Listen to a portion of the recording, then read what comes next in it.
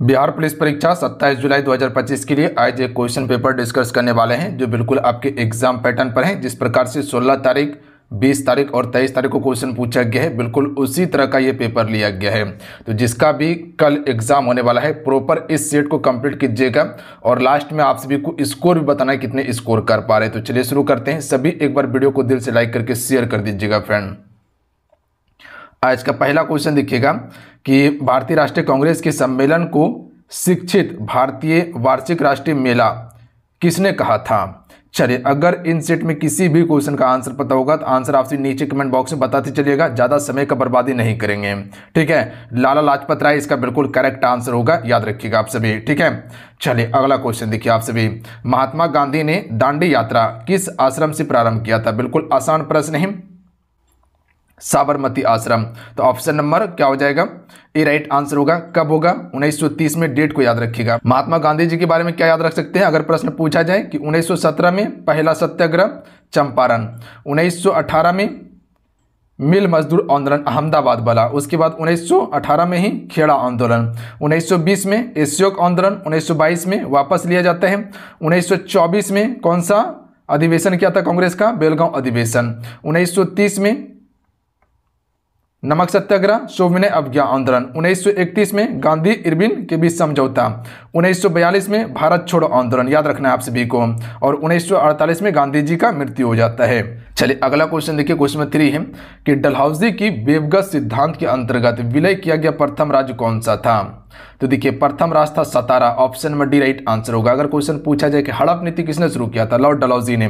सतारा को कब हड़पा था, 1848 में, याद रखिएगा आप सभी। कब, 1 मिनट रुक जाइएगा, 1848 में हड़पा था। हड़प नीति के अंतर्गत कह सकते हैं कि सतारा को हड़प लिया, झांसी को हड़प लिया था, नागपुर को हो गया, सबलपुर को हो गया। ठीक है, चलिए अगला क्वेश्चन देखिए, क्वेश्चन 4 का आंसर कीजिएगा। किस आंदोलन के दौरान प्रथम बार वंदे मातरम का व्यापक अस्त्र पर प्रयोग किया गया। तो ये आपका हो जाएगा स्वदेशी आंदोलन, याद रखिएगा आप सभी। कब हुआ था स्वदेशी आंदोलन, 1905 में हुआ था। खेड़ा आंदोलन कब हुआ था, बताए थे कि 1918 में, चंपारण 1917, एशियोक आंदोलन कब हुआ, 1920 में। चलिए अगला क्वेश्चन है, किस आयोग ने सर्वप्रथम यह सिफारिश किया कि जरूरतमंद लोगों को अकाल के दौरान सहायता प्रदान किया जाना ये राज्य का कर्तव्य होगा। तो ये किस आयोग ने सिफारिश किया था, स्ट्रेटजी आयोग हो जाएगा, याद रखिएगा। और ये सिफारिश कब हुआ था, 1883 में हुआ था। देखिए थोड़ा सा फास्ट करवा रहे हैं क्योंकि समय बहुत कम है, तो समय हम आपका बर्बाद नहीं करेंगे, थोड़ा सा फास्ट में करेंगे। ठीक है, चलिए अगला क्वेश्चन है कि निम्नलिखित घटनाओं का विचार कीजिए। देखिए सबसे पहले जो इसका आंसर होगा ऑप्शन नंबर बी होगा, यानी कि ऑप्शन नंबर बी वाला में पहले 3 हो जाएगा। नेहरू रिपोर्ट जो आया था वो आपका 1928 में आया था। क्रिप्स मिशन की बात किया जाए तो ये आपका 1942 में आया था। 1942 में अगस्त प्रस्ताव की बात किया जाए तो ये आपका 1940 हो जाएगा अगस्त प्रस्ताव। और बेबेल योजना की बात किया जाए तो ये 1945 हो जाएगा। ठीक है, 1945। तो सबसे पहले क्या आएगा, सबसे पहले 3, उसके बाद 2, उसके बाद जो है कि फिर आपका 1 आएगा, उसके बाद जो है कि 4 आ जाएगा। तो ऑप्शन में बी राइट आंसर होगा। चलिए अगला क्वेश्चन देखिए, निम्नलिखित में से कौन कन्नड़ साहित्य के त्रिरत्न में शामिल नहीं है। देखिए इसी प्रकार का क्वेश्चन पूछा जा रहा है पेपर में, तो थोड़ा सा ध्यान दीजिएगा आप सभी। तो ये जो आपका कंबन जो है ये शामिल नहीं है, बाकी बात सारा शामिल है। चलिए अगला क्वेश्चन देखिए, 8 नंबर है कि दिल्ली सल्तनत की राज्य व्यवस्था के अंतर्गत निम्नलिखित में से कौन सा गैर मुसलमानों से लिया जाता था। तो देखिए जो मुस्लिम नहीं था उसी से लिया जाता था। तो जज्जा तो पहले लिया जाता था गैर मुस्लिम से, यानी कि जो हिंदू है, उसके बाद खराज भी लिया जाता था। तो option number D right answer होगा। चलिए अगला क्वेश्चन देखिए आप सभी, 8 नंबर है कि ऋग्वेद काल में किस नदी को सर्वाधिक पवित्र माना गया है। तो याद रखिएगा फ्रेंड, सरस्वती नदी को सबसे पवित्र माना गया है। देखिए सभी सेशन को लाइक जरूर कीजिएगा। अगर आपको लगता है कि हाँ आपके लिए मेहनत किए हुए हैं तो 1 लाइक जरूर कर दीजिएगा। देखिए क्लास कर लेते पर क्लास को लाइक नहीं करते हैं, पता नहीं कि क्या दिक्कत है आप सभी को। लाइक जरूर कर दिया कीजिए, बहुत ज़्यादा एफर्ट लगाना पड़ता है, बहुत ज़्यादा मेहनत करना पड़ता है आपको एक लेक्चर देने के लिए। ठीक है, और चाहते हैं कि आप सभी का किसी तरह से रिजल्ट हो जाए। चलिए अगला क्वेश्चन देखिएगा, निम्नलिखित में से कौन सुमेलित नहीं है। देखिए यहाँ पर नहीं सुमेलित की बात किया गया है। देखिए पहला ऑप्शन यहां पर देखिएगा, ऋग्वेद स्तुति के भजन का ज्ञान से संबंधित है, बिल्कुल सही है। उसके बाद ऑप्शन नंबर बी देखिएगा कि सामवेद विज्ञान का ज्ञान है, नहीं गलत है। सामवेद विज्ञान का ज्ञान नहीं, ये धुनों का ज्ञान हो जाएगा जो जप के लिए प्रयोग करते थे, या संगीत का वेद कहा जाता है इसको, बात समझिए। अथर्ववेद जादू टोना का सूत्र से संबंधित ज्ञान है, सही है। यजुर्वेद यज्ञ संबंधित सूत्रों का ज्ञान है, सही है। तो ऑप्शन नंबर बी वाला ही आपका गलत हो जाएगा, ठीक है। अगला क्वेश्चन देख लीजिएगा कि मुगल सम्राट अकबर ने किस वर्ष मजहरनामा की घोषणा की थी? तो राइट आंसर होगा 1559 ईस्वी में। तो राइट आंसर हो जाएगा ऑप्शन नंबर डी, 1569 ईस्वी में की थी। चलिए अगला क्वेश्चन देखिए, निम्नलिखित में से किस इतिहासकार ने रज्जा के बारे में लिखा, माना कि वह अपने सभी भाइयों की तुलना में सबसे अधिक सक्षम और योग्य थी? तो ये किस इतिहासकार ने बोला था रज्जा सुल्तान के बारे में? मिन्हास ए सिराज ने कहा था। मिन्हास ए सिराज हो जाएगा ऑप्शन में बी, याद रखिएगा। इब्न बतूता मोहम्मद बिन तुगलक के शासनकाल में भारत आया था। केंद्रीय सत्कर्ता आयोग का गठन किस समिति की अनुशंसा पर किया गया है? इंपॉर्टेंट प्रश्न रहेगा, याद रखिएगा आप सभी। संथानम समिति हो जाएगा इसका राइट आंसर, याद रखिएगा। कब? 1964 में स्थापना किया गया था केंद्रीय सत्कर्ता आयोग, ऑप्शन में भी राइट आंसर होगा। स्थापना याद रखिएगा 1964। अगला क्वेश्चन देखिए, निम्नलिखित में से किस अधिनियम द्वारा केंद्रीय बजट को राज्य बजट से अलग किया गया है? इसको इंपॉर्टेंट करके याद रखिए आप सभी। कब किया गया था? 1919 ईस्वी में, याद रखिएगा आप सभी। कब? 1919 में। तो ऑप्शन में सी क्या हो जाएगा? भारत शासन अधिनियम 1919 के तहत कर दिया गया था। चलिए क्वेश्चन नंबर 14 देखिएगा फ्रेंड आप सभी। क्वेश्चन है कि निम्न में से किस अधिनियम द्वारा केंद्रीय बजट को राज्य बजट से अलग किया गया है? ये तो बता दिया अभी आपको। अगला क्वेश्चन देखिए 15 नंबर, कि निम्न में से कौन सा संवैधानिक निकाय नहीं है? देखिए राइट आंसर ऑप्शन में डी हो जाएगा केंद्रीय सूचना आयोग। ये संवैधानिक निकाय नहीं है। देखिए संवैधानिक निकाय वही है जिसका अनुच्छेद में चर्चा है। चुनाव आयोग है, वित्त आयोग है, संघ लोक सेवा आयोग है, जबकि केंद्रीय सूचना आयोग ये आपका संवैधानिक निकाय नहीं है। यहीं परियोजना आयोग भी आपका संवैधानिक निकाय नहीं है। नीति आयोग भी संवैधानिक निकाय नहीं है, क्योंकि ये सभी का कहीं भी अनुच्छेद में चर्चा नहीं है। अगला है, निम्नलिखित में से किसे संसद की लोक लेखा समिति का मित्र या दार्शनिक या मार्गदर्शन कहा जाता है? राइट आंसर ऑप्शन में भी हो जाएगा नियंत्रक एवं महालेखा परीक्षक को कहा जाता है। याद रखिएगा, लेखा समिति का मित्र, दार्शनिक या मार्गदर्शन कहा जाता है इसको। क्वेश्चन पूछेगा तो आंसर कर लीजिएगा फ्रेंड। अगला है, निम्नलिखित में से कौन सा संघीय संविधान की विशेषता नहीं है? देखिए राइट आंसर ऑप्शन में भी होगा एकल संविधान जो है ये आपका संविधान का विशेषता नहीं है संघीय संविधान का, जबकि लिखित संविधान है, बिल्कुल है। स्वतंत्र न्यायपालिका है, कार्यपालिका कोई हस्तक्षेप नहीं करता, इसमें सही है। शक्तियों का विभाजन किया गया है, ये भी सही है। आपको पता है कि बड़ा से बड़ा, छोटा से छोटा तक शक्ति विभाजित करके दिया गया है। अगला क्वेश्चन है कि बिहा तलाक न्यायालय की अपमानना उच्च न्यायालय के किस क्षेत्राधिकार के अंतर्गत आता है? ये तो ये आपका प्रारंभिक क्षेत्राधिकार के अंतर्गत आता है। याद रखिएगा आप सभी, सॉरी प्रारंभिक हो जाएगा ऑप्शन नंबर सी वाला। ये प्रारंभिक क्षेत्राधिकार के अंतर्गत आता है उच्च न्यायालय का। चलिए अगला क्वेश्चन देख लीजिएगा कि राज्य विधान परिषद में कितने सदस्यों का नामांकन राज्यपाल के द्वारा किया जाता है? देखिए राज्यपाल के द्वारा जो किया जाता है 1/6 सदस्यों का, याद रखिएगा आप सभी। तो राज्य विधान परिषद जो होता है, देखिए एक विधानसभा एक विधान परिषद हर राज्यों में नहीं है, बात समझे। तो वहां पर राज्यपाल 1/6 सदस्यों की नियुक्ति करता है, याद रखिएगा। चलिए अगला क्वेश्चन देखिए आप सभी कि संविधान का 126वां संविधान संशोधन विधेयक की यहाँ पर बात किया गया है। ध्यान दीजिएगा क्या कहा गया, विधेयक किस अनुच्छेद से संबंधित हैं? देखिए अभी जो हाल फिलहाल में आप सभी को पता है कि एंग्लो इंडियन जो सदस्य चुना जाता था 2020 में समाप्त किया गया ना राज्य में, और उसकी बात कर सकते हैं लोकसभा में, और राज्य में जो चुना जाता था उसको समाप्त किया गया। तो अनुच्छेद 331 के तहत लोकसभा में चुना जाता था और अनुच्छेद 333 के तहत राज्य में चुना जाता था। तो ये दोनों को समाप्त कर दिया गया। तो ऑप्शन नंबर इसका ए राइट आंसर होगा। चलिए अगला क्वेश्चन देखिए आप सभी कि निम्न में से कौन सी विशेषता आयरलैंड देश के संविधान से नहीं लिया गया है? तो ये नहीं लिया गया ऑप्शन नंबर डी वाला, यानी कि केंद्र राज्य राज्यपाल की नियुक्ति, ये आपका आयरलैंड देश के संविधान से नहीं लिया गया। जबकि राज्य के नीति निर्देशक तत्व, राष्ट्रपति की निर्वाचन पद्धति, राज्यसभा के सदस्यों का नामांकन, ये सभी लिया गया है।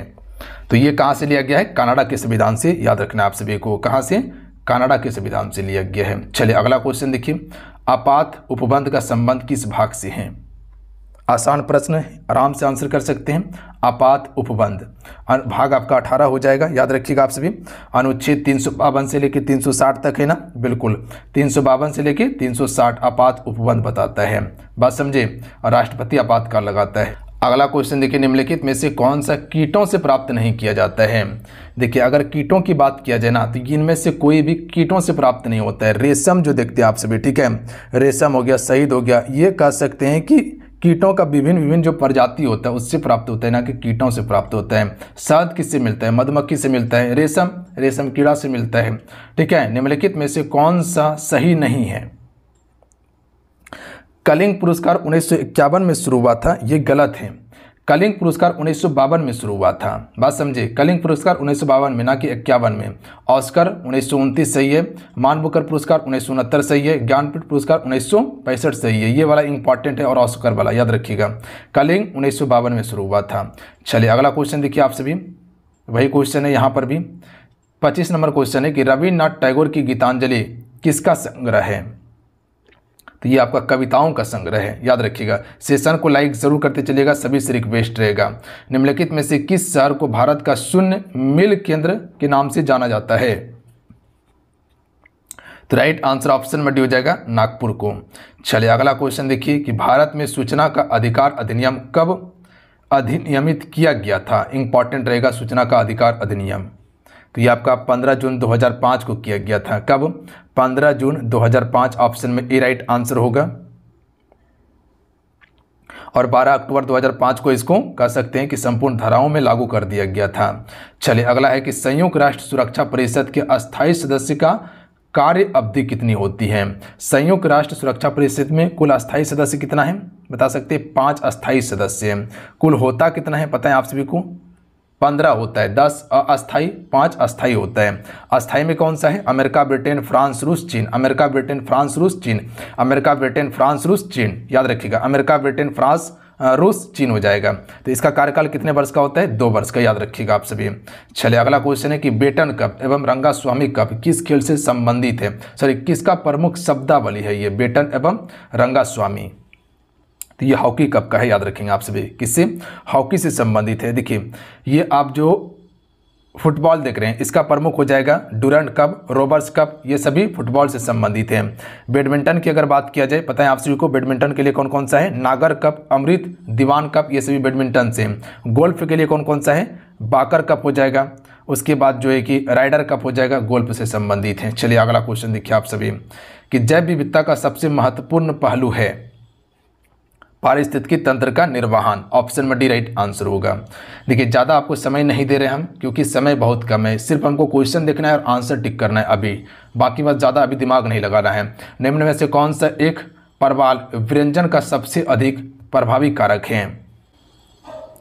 तो इसका राइट आंसर ऑप्शन में सी हो जाएगा, सागरीय जल के समान तापमान में वृद्धि। चलिए अगला क्वेश्चन देखिए आपसे भी, निम्नलिखित आर्द्र क्षेत्रों में से कौन सा रामसर का दर्जा मिला हुआ है? इनमें से कौन सा रामसर साइड में शामिल है? देखिए नंदा झील हो जाएगा, पीचम्बरम मैग्रोव हो जाएगा, बखिरा वन्यजीव अभयारण्य हो जाएगा, चिल्का झील, ये सभी को मिला है। तो option number B right answer होगा। अगला है कि निम्नलिखित में से कौन सा कथन गलत है? पहले कथन को पढ़िए ध्यान से। पहला है कि फेनोलेफ्थलीन साबुन के घोल में गुलाबी बन जाता है, तो ये बिल्कुल सही कथन है। दूसरा है कि गैर मेटालिक ऑक्साइड प्राकृतिक में अम्लीय होता है, ये भी सत्य कथन है। नींबू में साइट्रिक अम्ल होता है, ये भी सत्य कथन है। तो सभी सत्य, तो गलती क्या हो सकता है? ऑप्शन नंबर डी कि सोडियम हाइड्रो ऑक्साइड यानी कि NaOH एक क्षारीय प्राकृतिक की सोडियम आयन की उपस्थिति के कारण होता है, ये कथन गलत है, याद रखिएगा आप सभी। देखिए सोडियम हाइड्रो ऑक्साइड जो है ये खुद ही क्षार होता है, ठीक है, सोडियम हाइड्रो ऑक्साइड खुद ही क्षार होता है। बट अगर बात किया जाए कि इसकी प्राकृतिक के लिए जो इसमें मौजूद रहता है वो आपका OH- आयन रहता है, याद रखिएगा आप सभी, ठीक है। OH- आयन रहता है इसकी क्षारीय प्राकृतिक के लिए, ना कि सोडियम आयन रहता है। चलिए अगला है कि मिट्टी की अम्लीय प्राकृतिक निम्नलिखित में से किसकी सांद्रता को दर्शाती है? तो ये आपका हाइड्रोजन की सांद्रता को दर्शाती है। चलिए अगला क्वेश्चन है कि निम्नलिखित में से कौन सा रासायनिक अभिक्रिया नहीं है? रासायनिक अभिक्रिया की एक भौतिक होगा, एक रासायनिक होगा। तो रासायनिक कौन सा है? पानी का भाप में रूपांतरण, ये भौतिक अभिक्रिया हो जाएगा। जबकि आपका कागज का जलना रासायनिक अभिक्रिया है, भोजन का पचना रासायनिक अभिक्रिया है, कोयले का जलना। सिंपल भाषा में समझिए कि रासायनिक अभिक्रिया वही होगा जो एक बार उसको विघटित कर दिए तो उसको पुनः उस अवस्था में नहीं ला सकते हैं। क्या लगता है कागज को जला देने के बाद उसको पुनः उस अवस्था में ला सकते हैं? नहीं। अगर यही कहा था कि कागज फटना ये भौतिक परिवर्तन होता, क्योंकि अगर कागज फटता है तो उसको हम चिपका देंगे, ठीक है, तो उस अवस्था में लाया जा सकता है। भोजन पचना, भोजन पच जाएगा तो फिर से भोजन तैयार कर लीजिएगा, उसी अवस्था में ला सकते हैं, नहीं ला सकते हैं। यहाँ पर देखिएगा पानी का भाप में रूपांतरण, अगर पानी भाप में बना है ना तो उसको फिर से हम पानी बना सकते हैं, ये भौतिक परिवर्तन है। ठीक है, तो बात समझे, बिल्कुल समझ गए। निम्नलिखित में से कौन सा एसिड कार के बैटरी में प्रयोग किया जाता है? देखिए बर्फ का पिघलना भी भौतिक परिवर्तन है, क्योंकि अगर बर्फ पिघला है तो पुनः उसको बर्फ बनाया जा सकता है, यानी कि जो अवस्था में था पुनः उसे उस अवस्था में ला सकते हैं। तो इसका राइट आंसर क्या हो जाएगा? सल्फ्यूरिक एसिड का ऑप्शन नंबर क्या हो जाएगा? बी राइट आंसर होगा। और इसका सूत्र याद रखिएगा, H2SO4 होता है सल्फ्यूरिक एसिड का, तो सूत्र भी पेपर में बन सकता है। अगला है कि श्वेत फास्फोरस अंधेरे में किस कारण से दीप्त होता है? तो ये आपका मंद ऑक्सीकरण के कारण होता है। चलिए अगला क्वेश्चन देखिए फ्रेंड, क्वेश्चन है कि लिक्विड पेट्रोलियम गैस यानी कि एलपीजी घटक बताना है कि क्या क्या शामिल रहता है इसमें। देखिए इसका राइट आंसर क्या हो जाएगा पता है? देखिए इसमें शामिल होता है प्रोपेन, ब्यूटेन और ब्यूटालिन शामिल होता है, जबकि मीथेन नहीं होता है। तो ऑप्शन नंबर क्या हो जाएगा? 2, 3, 4 हो जाएगा, तो ऑप्शन डी करेक्ट आंसर होगा। चलिए अगला क्वेश्चन देखिए आप सभी कि संक्षारण की समस्या को कम करने के लिए निम्नलिखित में से किस तरीका का उपयोग करते हैं? मान लीजिए कोई आपका लोहा है, उसमें जंग लग रहा है, तो उसको बचाने के लिए तो हम सभी गैल्वेनीकरण करते हैं, यानी कि जिंक का परत चढ़ाते हैं ना, बिल्कुल। तो इसमें कौन कौन सा शामिल हो सकता है? तो देखिए इसका ऑप्शन में बी राइट आंसर हो जाएगा, यानी कि पेंटिंग कर सकते हैं, उस पर गैल्वेनीकरण कर सकते हैं, उसके बाद जो है कि एनोडीकरण कर सकते हैं और मिश्र धातु का निर्माण कर सकते हैं, जबकि ये आपका नहीं होगा, इलेक्ट्रोलाइसिस नहीं होगा। तो ऑप्शन में बी वाला करेक्ट आंसर होगा।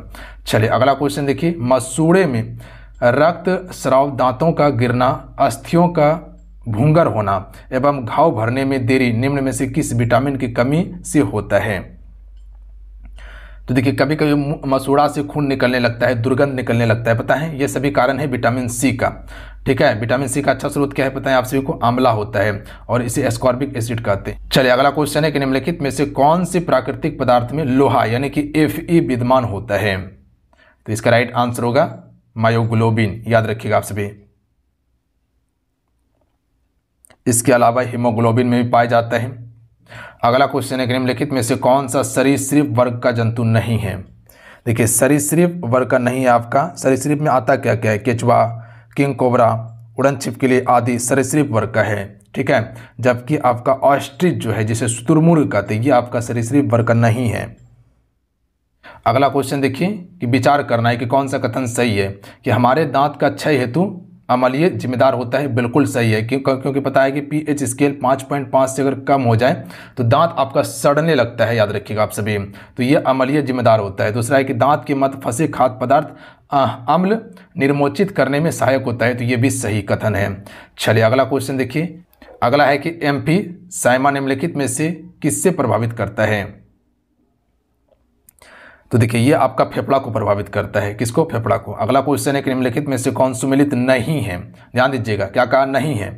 तो इसका राइट आंसर क्या हो जाएगा बताएं आप सभी को? देखिए आयोडीन 123 मोतियाबिंद के उपचार के लिए प्रयोग करते हैं, ये कथन गलत है, याद रखिएगा आप सभी। आयोडीन 123 जो है ये आपका रेडियो समस्थानिक है, आयोडीन का, याद रखिएगा। आयोडीन का एक रेडियो समस्थानिक है जिसे हम सभी आइसोटोप के नाम से जानते हैं। क्या कहते हैं इसे? आइसोटोप के नाम से जानते हैं। 123 वाला जो है ये आपका आयोडीन का रेडियो समस्थानिक है, ना कि मोतियाबिंद के उपचार में प्रयोग करते हैं इसका। बात समझे? कोबाल्ट 60 कैंसर के उपचार में, कोबाल्ट 32 ल्यूकेमिया थेरेपी में और फास्फोरस 32 रक्त प्रभाव के अनुरेखन में करते हैं। तो ऑप्शन नंबर ए वाला गलत है। अगला है निम्नलिखित में से कौन सा एक जड़ नहीं है? देखिए गाजर जड़ है, मूली जड़ है, सलजम जड़ है, जबकि आलू क्या है? तना है। प्याज क्या है? तना है। अगला है निम्नलिखित में से कौन सा रासायनिक यौगिक तंबाकू धुएं यानी कि सिगरेट में पाए जा सकते हैं? तो देखिए सिगरेट में जो पाए जा सकते हैं वो आपका निकोटीन होता है, कार्बन मोनोऑक्साइड होता है और इसके बाद साइनाइड होता है। तो ये सभी पाए जा सकते हैं। तो ऑप्शन नंबर डी वाला करेक्ट आंसर होगा। ठीक है, चलिए अगला क्वेश्चन देखिएगा कि निम्नलिखित में से कौन सा रासायनिक, एक ही क्वेश्चन है, इसको हटा दीजिएगा। चलिए अगला क्वेश्चन देखिए कि किसी वायरस में उत्परिवर्तन ये किसका कारण होता है? किस कारण से होता है? किसी वायरस में उत्परिवर्तन जो होता है ये किस कारण से होता है? तो इसके आनुवांशिकी द्रव्य में परिवर्तन के कारण से होता है। तो ऑप्शन में बी वाला करेक्ट आंसर होगा, इसके आनुवांशिकी द्रव्य में परिवर्तन के कारण। चलिए अगला क्वेश्चन देखिए फ्रेंड कि निम्नलिखित में से किसने घाटा वित्तीय विचार की सबसे पहले चर्चा की थी? तो सबसे पहले घाटा वित्तीय विचार की जो चर्चा किया था तो ये क्या था आपका जॉन मेनार्ड केन्ज के द्वारा किया गया था। तो ऑप्शन में सी राइट आंसर है। चलिए अगला क्वेश्चन है कि निम्नलिखित में से किसे विदेशी प्रत्यक्ष निवेश के रूप में समझा जाएगा? इनमें से किसे विदेशी निवेश प्रत्यक्ष रूप से समझा जाएगा? तो इसका ऑप्शन नंबर क्या हो जाएगा? D number. याद रखिएगा, भारत में शैक्षिक संस्था स्थापित करने वाला कोई विदेशी तत्व, ये आपका विदेश प्रत्यक्ष निवेश समझा जाएगा। चलिए अगला देखिएगा आप सभी कि अल्प विकसित अर्थव्यवस्था की विशेषता निम्नलिखित में से कौन सी है? अल्प विकसित अर्थव्यवस्था की यहाँ पर बात किया गया है। तो आपसे क्या कह सकते हैं? बिल्कुल, प्रति व्यक्ति निम्न आय, यह अल्प विकसित अर्थव्यवस्था का परिणाम है। दूसरा हो जाएगा आपका यहाँ पे निम्न आश्रित अनुपात, ये गलत हो जाएगा। पूंजी निर्माण का उच्च दर, ये गलत हो जाएगा, ये नहीं है। चौथा है कि प्राथमिक क्षेत्र में अधिक कार्यबल, ये भी आपका अल्प विकसित अर्थव्यवस्था का परिणाम है। तो यानी कि ऑप्शन में ए राइट आंसर होगा, 1 और 4। ठीक है, प्रति व्यक्ति निम्न आय और प्रथम क्षेत्र जो प्राथमिक क्षेत्र होता है, इसमें अगर अधिक जनसंख्या कार्यबल है तब भी यहाँ पर अल्प विकसित अर्थव्यवस्था माना जाएगा इसका। भारतीय जनजाति सहकारी विपणन विकास परिसंघ, इसका गठन कब किया गया था? तो देखिए इसका गठन हुआ था 1987 में। कब हुआ था फ्रेंड? 1987। डी राइट आंसर है। चलिए अगला क्वेश्चन देखिए कि भारतीय उद्योग वित्तीय निगम यानी कि IFCI द्वारा ऋण उपलब्ध करवाता है। तो ये किसको ऋण उपलब्ध करवाता है? तो याद रखिएगा आप सभी, निजी क्षेत्र के उद्यमियों को करवाता है, इसके अलावा सहकारी क्षेत्र के उद्यमियों को करवाता है, विदेशी व्यापार को नहीं करवाता ये। तो ऑप्शन नंबर इसका डी राइट आंसर होगा। चलिए आप देखिए यहाँ से मैथमेटिक का प्रश्न है, इसको आप बनाने का कोशिश कीजिएगा। हम आंसर बताते हैं कि इसका आंसर जो होगा इनमें से कोई नहीं होगा, बट इसको अगर आप सभी बनाइएगा तो इसका आंसर होगा 1.1/4 मिनट होगा। ठीक है, 1.1/4 मिनट इसका आंसर होगा। उसके बाद देख लीजिएगा अगला क्वेश्चन है, इसका आंसर आपसे मैच कर लीजिएगा, बी नंबर राइट आंसर होगा। उसके बाद अगला क्वेश्चन देख लीजिएगा, इसका ऑप्शन में ए राइट आंसर होगा। उसके बाद अगला प्रश्न देखिएगा आप सभी, अगला का नोट कीजिएगा आप सभी, इसका ऑप्शन में बी राइट आंसर होगा। उसके बाद आगे नोट कीजिएगा आप सभी, और इसका राइट जो आंसर हो जाएगा ऑप्शन नंबर सी हो जाएगा। ठीक है, तो चलिए आज कितना ही, आज की सेट को यहीं समाप्त करते हैं। जाते जाते सभी एक बार सेशन को लाइक कर दीजिएगा दिल से, अगर आज का सेशन अच्छा लगा हो। स्कोर भी बताइए कितने स्कोर कर पाए। ठीक है, मिलते हैं। जय हिंद, वंदे मातरम।